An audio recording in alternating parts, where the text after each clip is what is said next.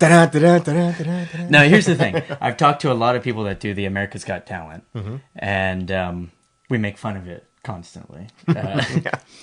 Here's American Idol's a little different because it was always singers, right? It still is. I mean, they're in their last season, I think. But with America's Got Talent, we always joke that it's just a new version of the Gong Show, where they want bad acts, good acts. You know, I think they get their attention by the really bad acts that are on there. So anyway, so what's the process of getting onto American Idol? What happened? Well, I mean, there's a lot of prelim rounds that they never show you on TV. So you have to send things in. Did you contact them? No, it's open. You find a city online that you want to go to. You show up at usually a stadium now. What season were you on? Season 7. Okay, so it'd been around for a little bit at this point. So people knew what it was. Yeah. I'd actually auditioned back in 2002 for the second season.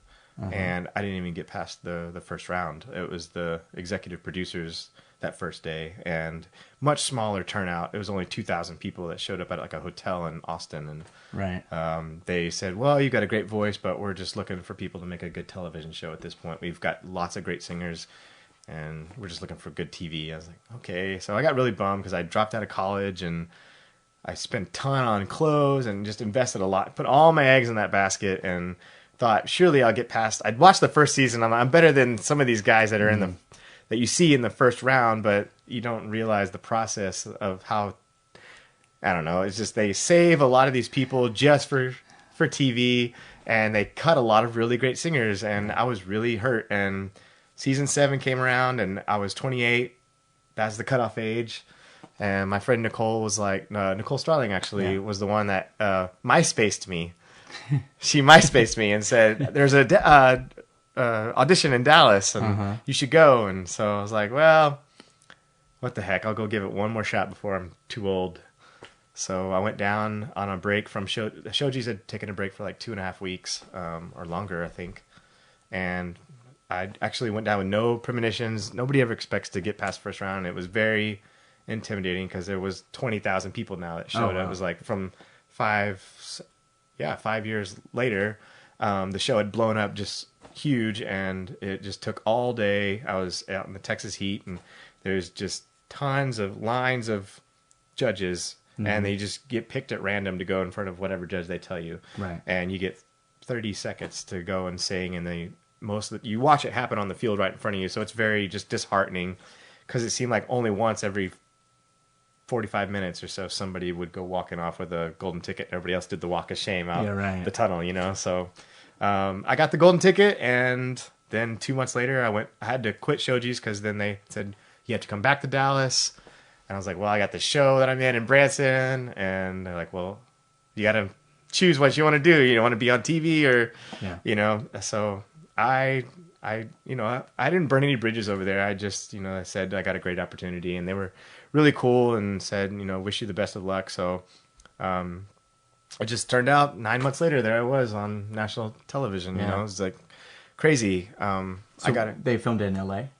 Yep. I did the 3 prelim rounds in Dallas, and then they said, I got to see Simon and Paula and Randy, and they said, you're going to Hollywood. And then like a month or 2 later, I flew out to, it's actually, is it not Pensacola? It's that's Florida. It's Pasadena. Oh yeah. That's where the actual auditions. They should say you're going to Pasadena. Yeah, but they don't. But so we went there and did the semi-final rounds, and then went back to find out if I made the top 24, and then you move out there until you get voted off. But you have to keep it all like secret. Yeah, I got a job at Mel's Hard Luck Diner because I needed a job that would let me kind of come and go. And every time I'd come back, they were like, "So, how'd it go?" And I'd be like, "You can't say a word." I don't know, but I need September 15th through the 18th off. Yeah. They're like, okay, I got you. And you'd been voted off like way before this. You're like, and I'll need every Friday night off.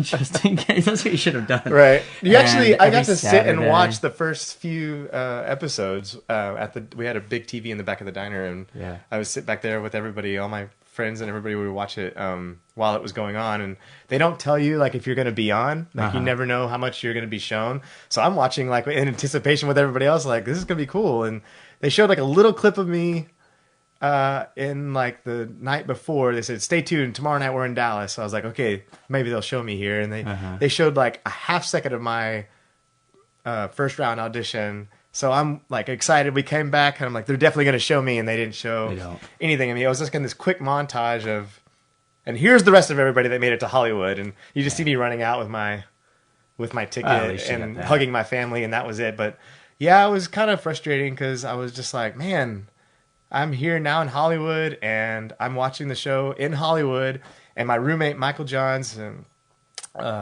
actually just passed away.